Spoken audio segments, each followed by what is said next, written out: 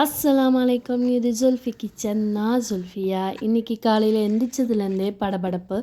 என்ன அப்படின்னா, காலையில் எந்திரிச்சது ரொம்ப லேட் ஆகிருச்சு. காலையில் முழிச்சு மணியை பார்த்தா 7 மணியாக ஆயிடுச்சு. என்னடா பண்ணுறது, இதுக்கப்புறம் என்ன பண்ணி அவங்களுக்கு 8 மணிக்குள்ளே எப்படி ரெடி பண்ணுறதுன்னு ரொம்பவே இதாகிருச்சு. அதுக்கப்புறம் டக்கு டக்குன்னு எந்திரிச்சு கிச்சனுக்குள்ளே போய் எதையோ ஒன்று பண்ணி அவங்களுக்கு 8 மணிக்குள்ளே ரெடி பண்ணிடணுன்னு சாப்பாடை அடுப்பில் வச்சுட்டேன். அதுக்கப்புறம் ராகி சேமியாவை அவிச்சு வச்சுட்டேன். இப்போதைக்கு சிம்பிளாக இவ்வளோ தான் பண்ண முடியும் அப்படின்னு சொல்லிட்டு டக்கு டக்குன்னு அதை அவிச்சு அதுக்கு எல்லாம் ரெடி பண்ணிட்டேன்.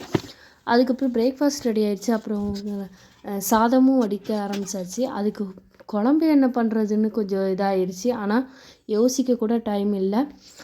படன்னு எல்லா வேலையும் 8 மணிக்குள்ளே முடிச்சாகணுங்கிறது மட்டும்தான் மைண்டில் இருந்தது. உடனே அதுக்கடையில் என் வீட்டுக்காரர் வேறு பரப்போம், இத்தனை மணி ஆகிட்டுன்னு 5 நிமிஷத்துக்கு ஒருக்க அலர்ட் கொடுத்துக்கிட்டே இருக்கிறோம். அதனால் இன்னும் எனக்கு படபடப்பாக ஆயிடுச்சு. எதை கையில் ஊற்றிப்பேங்கிற மாதிரி ஆயிடுச்சு. கடைசியில் பைத்தானம், இது முட்டைப்பருப்பு, அதை நாங்கள் பைத்தானம்னு சொல்லுவோம்.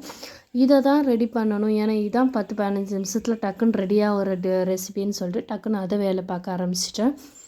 அதுக்கப்புறம் அவங்களுக்கு பேக் பண்ண ஆரம்பிச்சிட்டேன். பேக் பண்ணுற டைம்லேயே மறுபடியும் அவங்க ரொம்ப லேட் ஆயிடுச்சின்னு சொல்லிவிட்டு ரொம்ப என்னை பரட்ட வச்சு கிச்சன் வாசல்லையே லேட் ஆகிட்டு நான் போகிறேன். ஏன்னா இதுக்கு கொஞ்ச நேரத்துக்கு முன்னாடியே சொல்லிட்டாங்க, லஞ்ச் பேக்கை காணுமேன்னு பண்ணால் லஞ்ச் பேக்கை நான் வச்சுட்டு வந்துட்டேன்னு வேறு சொல்லிட்டாங்க. இப்போ நான் அதுக்கு என்ன பண்ணுறதுன்னு தெரியாமல் வீடு ஃபுல்லாக அலசி ஆராய்ச்சி ஒரு லஞ்ச் பேக்கை எடுத்து டக்குன்னு பேக் பண்ணி அதை அதில் வச்சுட்டு அதுக்கப்புறம் அவங்களும் கிச்சன் வாசலில் இருந்த மனுஷன் டக்குன்னு வெளிவாசலுக்கே போயிட்டார். என்னங்க ஒரு 5 நிமிஷம் பொறுங்கன்னா, இல்லை எனக்கு நேரமாயிட்டுன்ட்டு ரொம்ப நம்மளை பரட வச்சுட்டாரு. டக்குன்னு எடுத்து எல்லாத்தையும் பேக் பண்ணி கையில் கொடுத்து அனுப்பியாச்சு. சாப்பிட வச்சும் அனுப்பியாச்சு.